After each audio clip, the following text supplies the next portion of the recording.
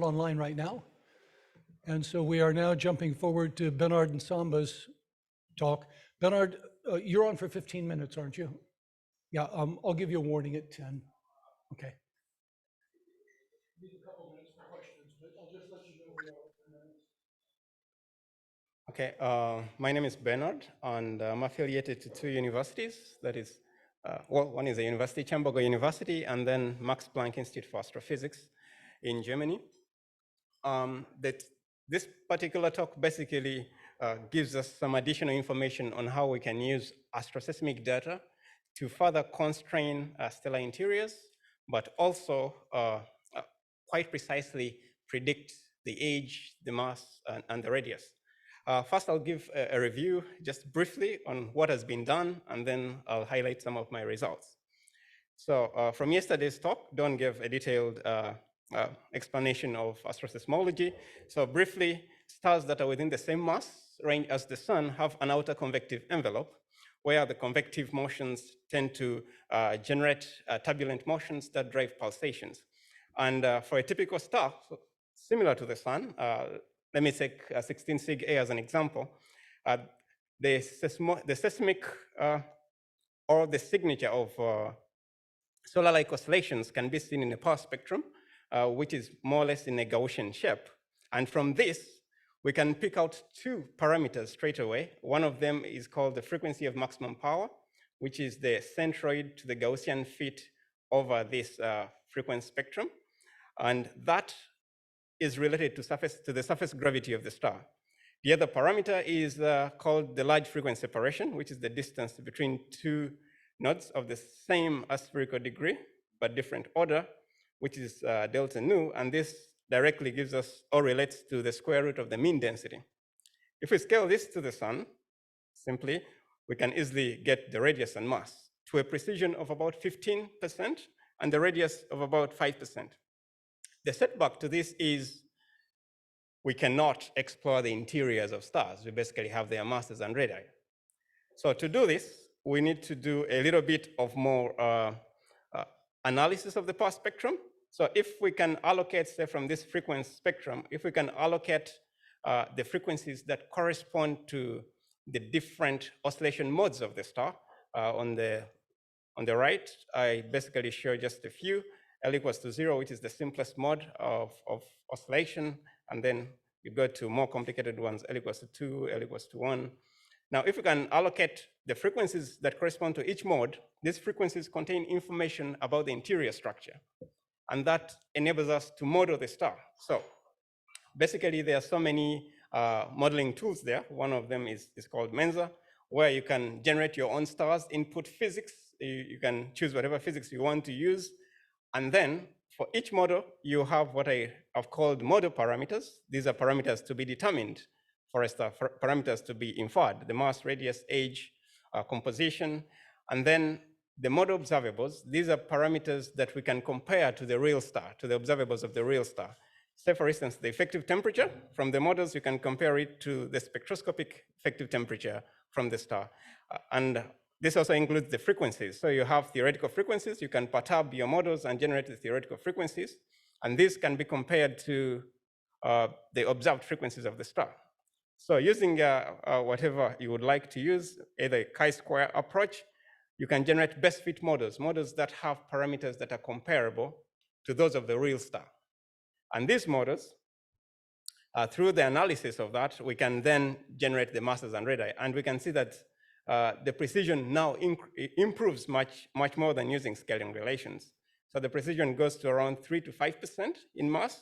The radius, even better, 2 to 3%. But the problem remains with the edge. The systematics go even greater than 20%. This is because whatever physics you use in your models, in most cases, it has an impact on the edge. So the edge is a very sensitive parameter in this case. But the other advantage of this we call this forward modeling. So this helps us to explore stellar interior physics, because your best fit models are assumed to have the actual interior physics that is taking place in the star. So this has been done for decades, and I did something similar to this during my PhD. But now, recently, I'm proposing an additional approach on how we can use seismic data to get new insights. One is based on works of Sebastian, developed in 2016, who said that if we generate different combinations of the frequencies, what we call frequency ratios, and plot them against the actual frequencies, we can see that from the models, if you look at the models at the zero-age main sequence, as you go to the main sequence and subgiant, the ones at the main sequence phase, the trend of these frequency ratios or frequency combinations can actually be approximated by second-order polynomials, okay? And because this trend is somehow linear, you propose that the polynomial will take this shape, but if it's linear, then this would pretty much be very small, and therefore it will be pretty much zero. From the polynomial fit to the ratios, we can determine these A0 and A1 coefficients. And if we plot that, for instance, I'll give two examples here of two stars, A0 and A1, and we can see the models here, and then color code those models according to what the inputs we used when we are generating the models. So for instance, co-overshoot values, okay?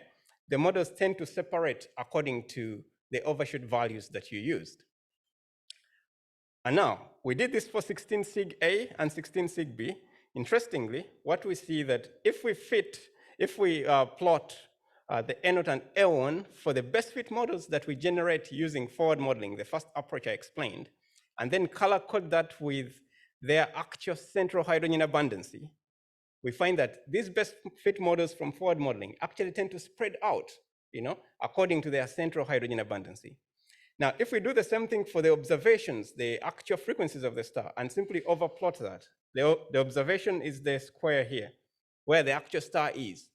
We can actually generate models that have the right interior structure, or that have the right physics in the interior of the star, and also fit the spectroscopic parameters correctly. So initially, and also during my PhD, we were deducing parameters based on the models that you see in the background here, which means that we're actually taking models that fit the surface properties correctly, but we're having wrong interior structures, okay? Now, this approach helps us to further deduce that range more precisely to only models that fit the star's spectroscopic parameters, but also fit the frequency ratios, which carry information about the interior. And this is pretty much amazing. An article has been accepted regarding this. We did this for 16 sig A and 16 sig B. And we are now proposing doing more work regarding this. For instance, exoplanet host star characterization. We think we can predict ages more precisely. We want to test this on binary stars. On binary stars where we do know the actual masses and radii, so we can pretty much put this to test to see the accuracy of the masses that we generate using this approach. So it's pretty much amazing. This is what I wanted to share. And then I'll finish with two slides. We are also organizing a sub-Saharan Africa summer school. It was supposed to take place last year. Because of COVID, it was postponed to this year. It will take place between 19th and 30th. The call is already closed for this, but if you're interested in being part of this, you can write directly to me and I'll tell you what to do. So the selection of students will take place in a month's time by the scientific committee. So this is something I think good that is going to happen in the East African region, but open to the sub-Saharan Africa region. And then lastly, we're also in the process of forming a new group with my second affiliation, which is called Max Planck Institute with Astrophysics. But this is like a partner group. They are partnering with African young career leaders. So we are planning to form a research group, which will take basically research based on astroseismology. And it will go for a period of 5 years, renewable for another 5 years, depending on the success of the group in the first 5 years. So this is something great. The group for now, people are proposing, we call it seismic. So this is the log down here, but I think it will be pretty much interesting. What we have not yet zeroed on is either the positions for masters and PhD students to be only for Ugandans or East African region or the whole of Africa. So this is something that we are still pondering about. So yeah, in case you have any ideas and reasons why we should probably open it up, I'll be willing to hear. Thank you very much. Yeah. Thank you, Bernard. We are open for questions. Then I have a comment. Yes. Convective overshoot's very important for ages of stars because obviously convection doesn't just stop at the edge of the convection zone. Convection cells coast. And if they go further, they drag new fuel in and the star's lifetime extends. In the hotter stars, the Gamma Doradus stars, we can actually observe that directly from the period differences versus the periods in the G modes. And I don't know if that can inform what you're doing there following Sebastian de Heuvel's in the cooler stars, but those are two different interesting ways to come at that problem. Yeah, this is something we can try. Yeah. Yeah, now let's look on here. Do we have anybody online? How do I get the online bit up here to see what's happening? Click on it. On participants down here. Right. And in chat, is anybody asking us anything? No. And I don't see the first speaker either. So we're fine. Anybody else have? Oh, good, James. Can I ask something about the school? Sorry, I missed the science part of the talk because I was in another faculty board meeting.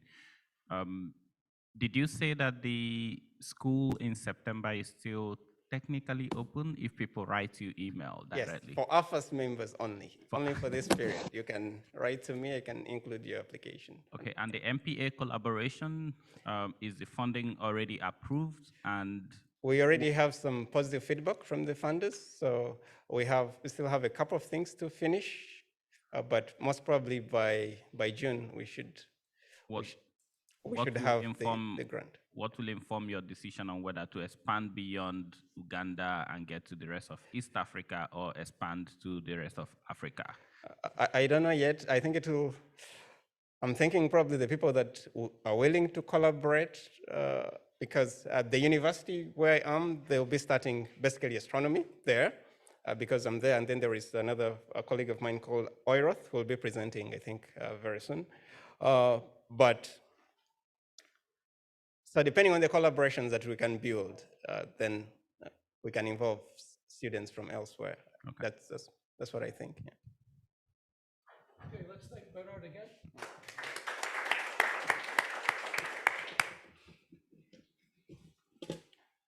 I wanted to make a comment before you start, Toby. Sorry, Bernard. You put up MESA up there, and for those of you who aren't familiar, those are the modules for experiments in stellar astrophysics. They're based in Santa Barbara. Top astronomers in the world have guided that, but this is for stellar structure, stellar evolution, stellar pulsation, binary stars, mass transfer, and the lead programmer for that's a man named Bill Paxton. And Bill Paxton wrote PostScript and he wrote PDF, and that put one hell of a lot. He could do anything he wanted in the world. He became an astronomer and is the professional programmer for that entire project. And they're now state of the art. There are other programs around the world, but those are the ones that are used by almost everybody. So next, Toby Madupe, Professor Toby Madupe from Northwest University is going to talk to us about a pre-main sequence star observed with his own pet telescope that he built on campus.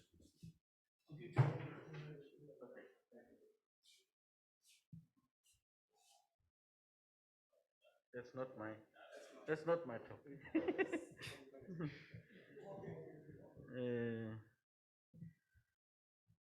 You have a stick? Yeah.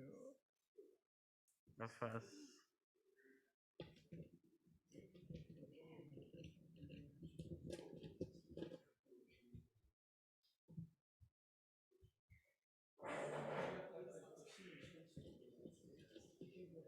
You see it?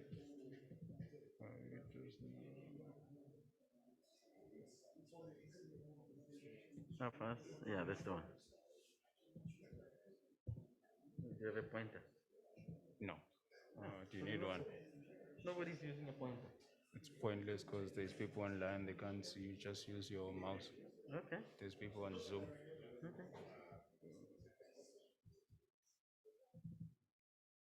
Okay. Yeah. You ready? Just share with people online quickly. Okay. Good afternoon. Thank you for coming to listen to me. This talk is really about promoting our little university observatory in Mahikeng. I come from Northwest University, where Don Ketz also is a professor, extraordinary professor. We have 3 campuses in 3 different parts of the country. Well, and we built 6 years ago. We decided to build a small little observatory with 2 small telescopes, and I'm going to demonstrate the capability of one of our telescopes by showing you the data we obtained for this pre-main sequence star HD 68695. I have a picture there. I hope you can see it. On the left, that's our 16-inch telescope, the first telescope we had in 2015. And we had a very nice SB camera attached to it. And we took the data that I'm going to present with that small SB camera, that small telescope. And we also have an initial spectrograph, which I'll say something a little bit about. And on the right, we have a building of our observatory. On the bottom floor, we have the control room and in the dome. That's where the telescope is. And it's all remotely operatable. So if you ask us nicely, we could give you, once we have said it, we can give you permission to use it. Actually, it works quite well. Yeah, but it has not been operational for the last few months because of the rains. From November until now, we're having a lot of rains in Mahikeng, so we can't really open it. We also, 2 years ago, bought a 20-inch telescope, plane wave. You can see it on the left, a very beautiful instrument. And we're using the astrophysics mount, 1600 GTO mount, to control the telescope or to move it. And we also, last year, in November, bought a very fancy CMOS camera, quite huge. I have a picture of the moon there on the right, because that's with the setup of that camera and the telescope, the plane wave telescope, you can actually see the whole moon. That's how big or wide the field of view of the combined camera and telescope system is. And it's also very fast because it's CMOS, so you can read out the whole 30 arc minute by 30 arc minute frame in less than a second. So that's how fast it is. So you can do really good work with it. Okay. We also have an shell spectrograph, which we haven't quite fully commissioned. The resolution is 10,000, and the wavelength coverage is from 400 to 800 nanometers. And there is a picture of the system with the different components there, and I'll show you the different components in the next slide. There is an initial spectrograph of the sun. The spectrograph unit is on the left, and you can see the fiber optics that are used to connect or to send light through the spectrograph from the telescope and from the different parts. So, and on the on the shell spectrograph, the spectrum, you can see the different absorption lines of the sun there. Okay. So we can do follow-up of the stars that are observed with tests, which Professor Don Ketz talked about yesterday. With that kind of setup there, once we have it fully functioning.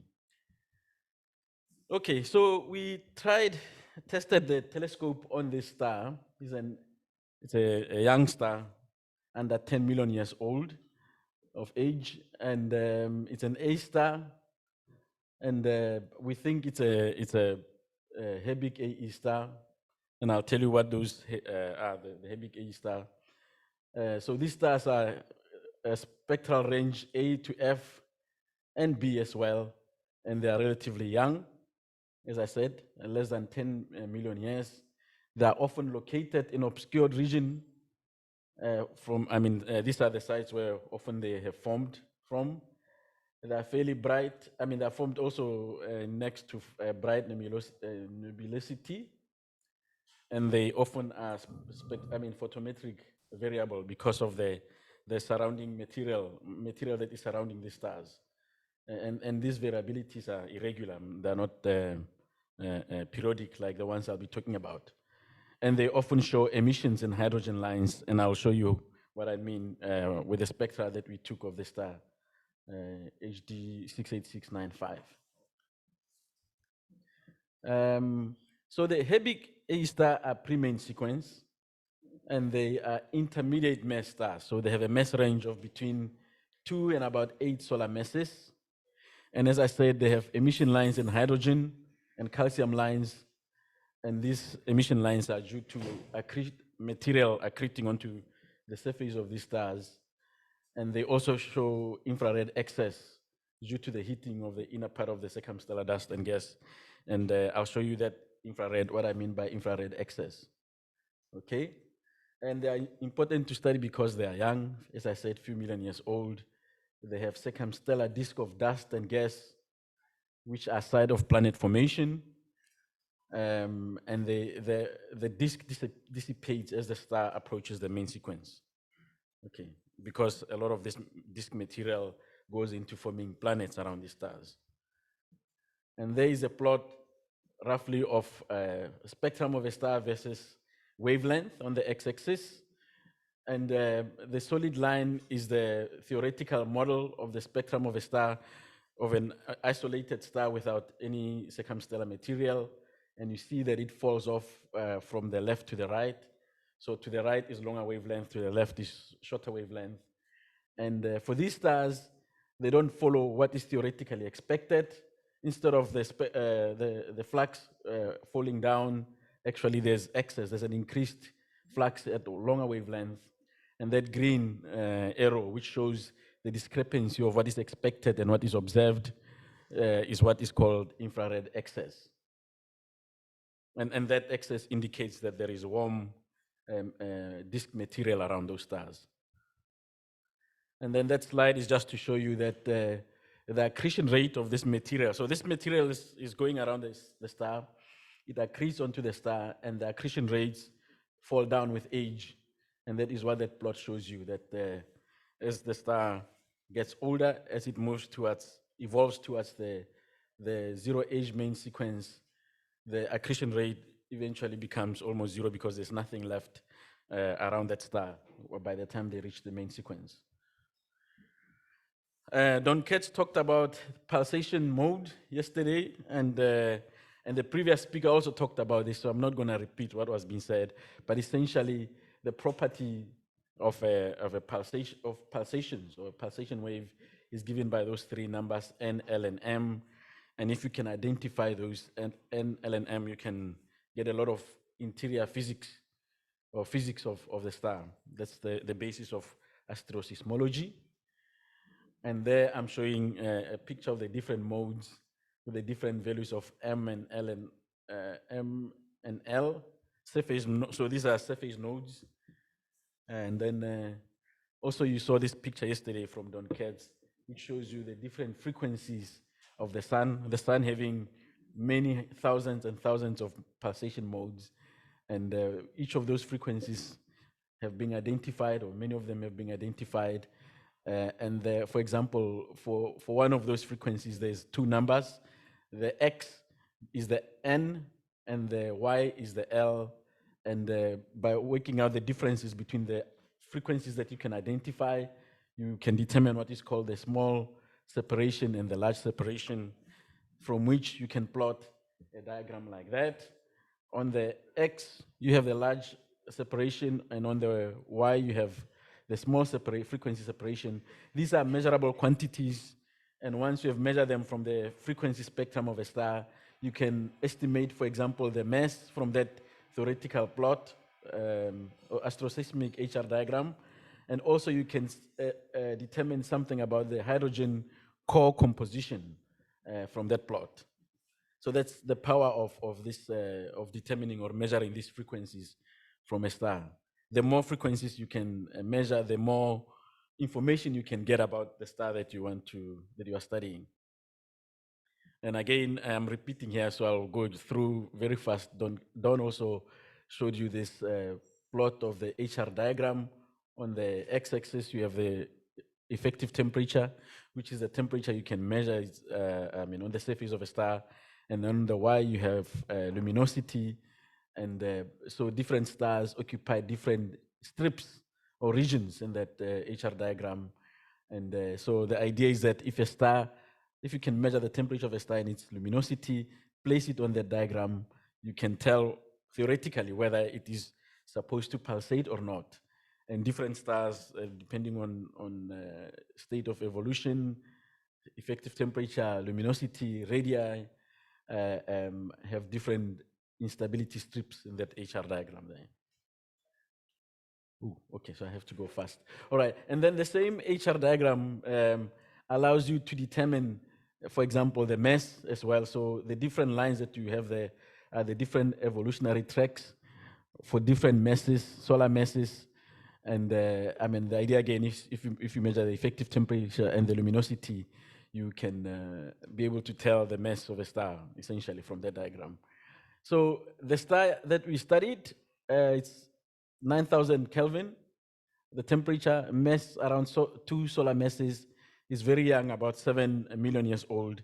It's within the Milky Way galaxy. And this is unreduced spectrum, just raw spectrum of one of the hydrogen H beta, showing you that it has both absorption and emission in it.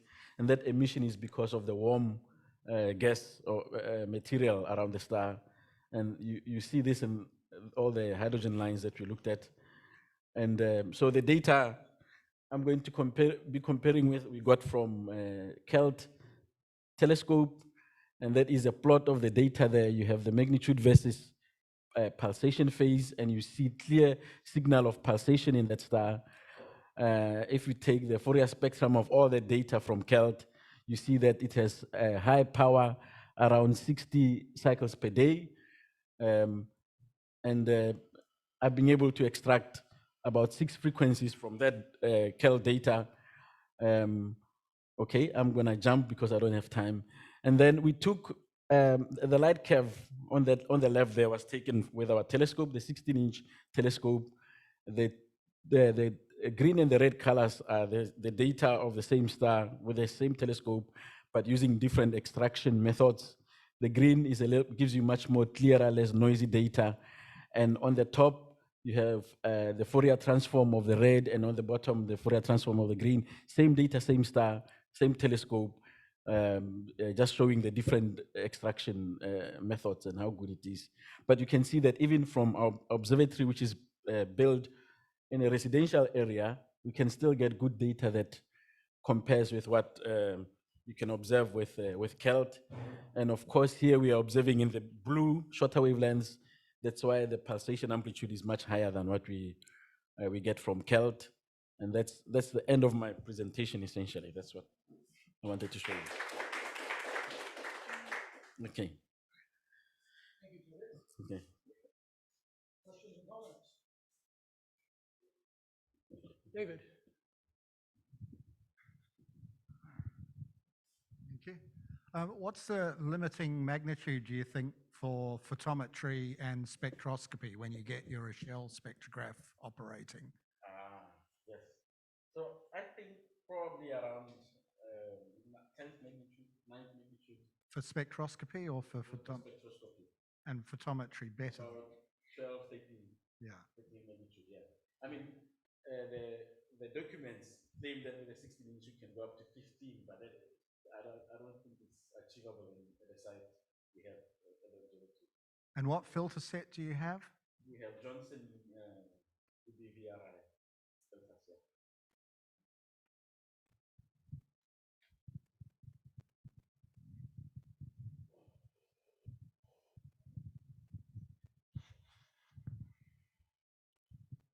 Oh, okay. Oh, I just want to ask how many people are involved in that telescope? How many people? Who are involved, who have been using the data from that telescope? Oh, there's not a lot of us. I mean, it's me and my students essentially that will be using that telescope.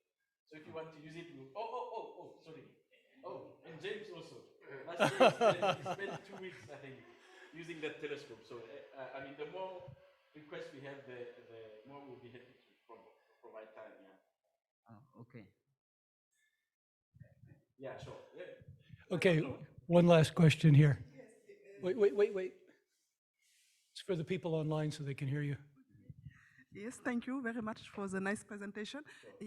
My question is if your data is public or no? We're just starting. So the more projects we have, after we have published them, we'll make the data available. But I mean, talk to us, you know? As I said, it's remotely operatable. You can connect to it from anywhere and you can use it. Yeah. Okay. But once you get more people using it, we will really have a policy on what to do with the data. Okay, thanks. good. Let's thank Tubby again.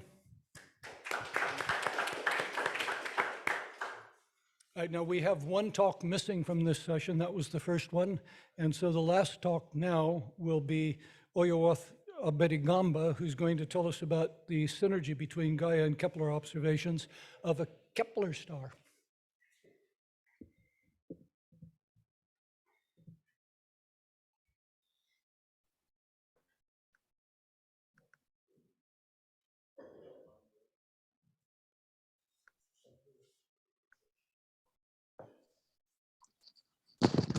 Okay, good afternoon, everybody.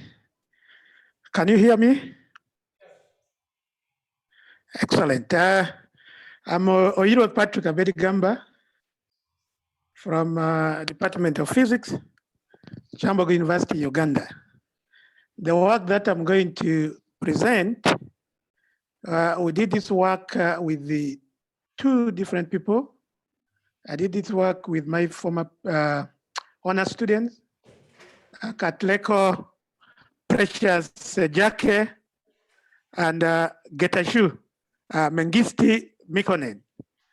So what we want to discuss is the observation which was carried out by Gaia and Kepler on a star that is having the name KIC 82638001. So this is the outline of the presentation. I will show something about Gaia, Kepler, and what is this the problem that we are trying to to solve. Why are we bothering to do all this? And then some of the results, and finally the conclusion. So let's start. So this is what you are seeing is the image of Gaia satellite.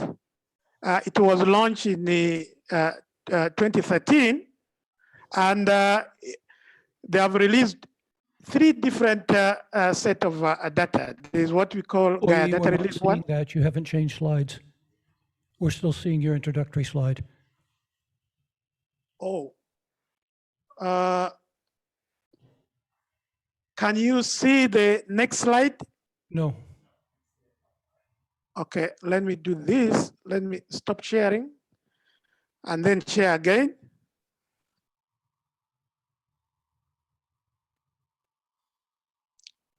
Okay, can That's you? better. Yes, we've got it. Oh, that's your 5th slide. Okay. This is, can you see it? Okay, thank you.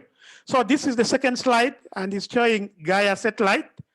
And I was saying that it was launched in 2013, and so far they have released, 3 different sets of data. Now, the star that we are going to be looking at was previously observed by Kepler, and the analysis has been done on it. Now we want to do some kind of synergy, some kind of comparison, whether what Gaia is telling us is different from what Kepler gave us. So briefly, the thing that Gaia is able to give us is the astrometric data and a bit of spectroscopic data. I will show some of these as we move. And then for Kepler, Kepler finished, there came Kepler 2, but the data that I'm going to be showing you is coming from Kepler, the original Kepler observation. And it had about 4 different open clusters. And one of these stars that we are going to be discussing is in the field of one of the cluster that is called NGC 6866. And turns out that this is a solar-like oscillator, just like previous speakers talked about. Bernard talked about that. Don also talked about that yesterday. And then this particular open cluster, these are the parameters of this open cluster, but of interest is about the average radial velocity. We shall use the average radial velocity to cross-check, if at all, the star that we are going to be discussing is a member. And remember, for a star to be a member of a cluster, it must be able to satisfy certain given conditions. So we are going to check by looking at what Gaia data is telling us. So the problem statement is as follows. This star was studied by myself, and we were able to report that this particular star is a red clump star, meaning the evolutionary stage is in the clump region. Another study was carried out by Vrad in 2016 again, where they also, concluded that this particular star is a clump star. But in 2018, another group studied this same particular star by using what they were referring to as being the best fitting model, and reported that this particular star is a red giant branch star. Now, what we decided to do was to try to check what will Gaia tell us, and that is what I want to quickly discuss with the audience. But with Kepler, this is what was previously done. We were able to follow this scaling relationship by using these three different relationships, how you are able to obtain the luminosity, radius, and masses. These are the approach that we normally use. This is referred to as being the direct method. And I'm going to show you some results about this. What I'm showing you up is not different from what Professor Tebe showed, where he was talking about the large frequency separation and the small frequency separation. We use the large frequency separation. In this diagram, it is the spacing between these tall peaks that you are seeing, not the tiny one, but the tall one. The difference in these two consecutive tall peaks give us what we call the large frequency separation. And you can use, if you know the large frequency separation, you know the frequency, and you know what we refer to as being the frequency corresponding to the maximum amplitude, you can use those information to estimate these parameters that we are seeing on the left-hand side. I will show you what the large frequency separation is. And here is the analysis. We have the light curve of this particular star, and down we have what we are calling to be the periodogram. The frequency corresponding to the maximum amplitude is what is being indicated by this vertical line. You can estimate that by fitting a Gaussian shape, and then you use that value. You can use this simple relationship that the large frequency separation must be equal to A multiplied by the frequency corresponding to the maximum amplitude raised to power B, where A and B are having certain values. This was the work that was done by Hecker in 2011. You can use that to do the approximation. And then with Gaia, there are other ways how you can estimate the luminosity. Is given by equation that I'm showing here, equation 4. And then the radius is given by what I'm showing to be equation number 5. But of concern is the BC, which is just the bolometric correction. And then this is the magnitude, okay? Absolute magnitude that you can clearly calculate by taking into consideration the parallax. This parallax is coming from Gaia data. And then when you do that, another thing that we were able to do was to fit randomly using different isochron to be able to find out what is the mass of this particular star. We use solar metallicity because this is a solar-like oscillator, and previous studies have indicated that this is either a red giant or a red clump. And then the results, these are the results if we use those equations that I showed up. Using the direct method, this is the value of the luminosity, the value of the radius, and this is the mass. And then if we use Gaia data, using the relationship that I showed, these are the parameters that you get. If you compare, this is the comparison, the one for Tang et al. 2018, and the work that I did and the work that Vrad did in 2016, this is what we are saying, that this is a red clump, and this side is a red giant. The question is, how about the result with Gaia? The result with Gaia, when we do that, we are able to calculate the luminosity and temperature. And when we place this star in a HR diagram, indeed, we are seeing that this star is in the red giant region, okay? Now, what we have done here, we have plotted all stars within a field of 10 arc-minute, and then we placed this particular star, KIC 8263801. And then we also tried to, fit different isochron. Now, there are two things that we did here. We first corrected for the luminosity. By correcting for the luminosity, what I mean is we put in the bolometric correction. And then there's this other aspect where we just assume that there's no bolometric correction. If we do that, then we get two different things. The one with uncorrected luminosity is being fitted by 1.4 mass. And then the one when we apply bolometric correction is being fitted by 1.7 solar mass. Now, what is interesting is that 1.7 is not completely different from the results that are available in the literature, the result that was calculated previously. Okay, 5 minutes, Oi. Okay, thank you. And then we checked in the Gaia, data release, both Gaia data release 2 and the Gaia early data release 3. And there's something that we are finding to be a little bit interesting. For this particular star, the radial velocity is given as negative 24.32 kilometers per second. And then when we compare with what is available in the literature, this particular star, if it is supposed to belong to a cluster, remember, you can only talk about a cluster, something interesting about that cluster, if you want to use stars that are available that are in that cluster, then you must focus on the following: radial velocity, proper motion, metallicity, and age. And what we are seeing is that this star is not in this cluster because the proper motion, the average proper motion of this particular cluster is different. When we check from Gaia data releases, what we are also seeing is that the proper motion in both right ascension and declination are completely different with what the average proper motion of the cluster is. And then that rules the fact that this particular star is not in this cluster. And remember, you can only talk about a cluster.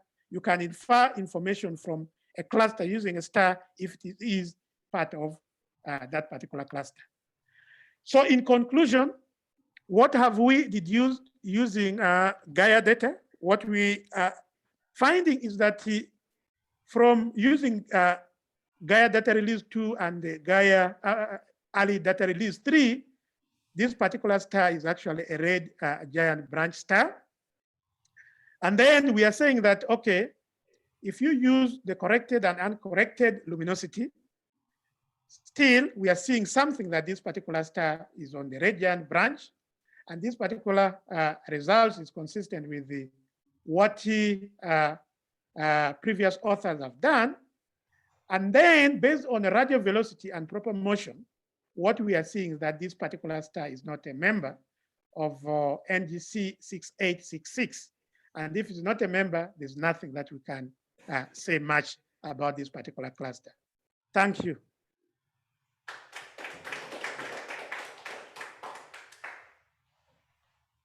All right, thank you, Oi. Questions and comments? Bernard.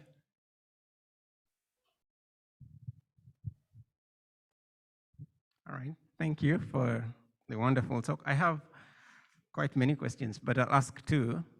One is, what are you basing on to distinguish between RGB and red clump stars from your approach? And then the other one is, why don't you look at, for instance, the age of this particular star? Because red clump stars and RGB stars have different ages.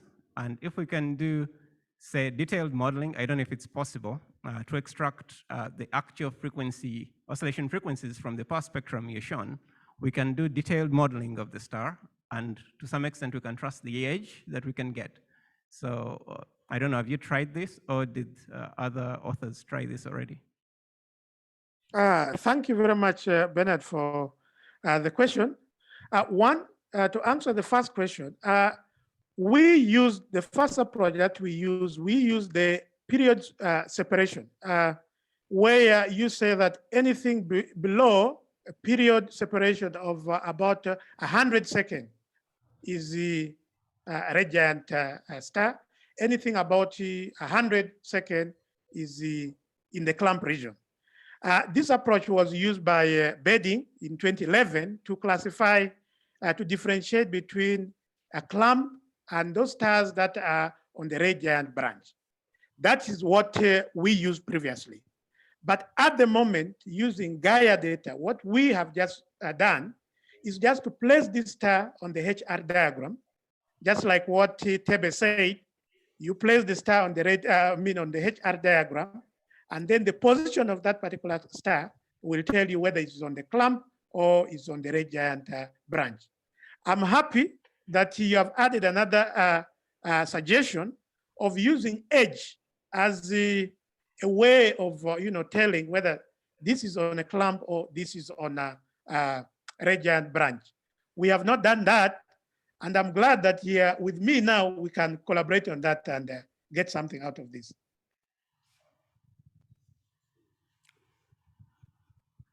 Thanks, Oyi, and good to see you. This is James here.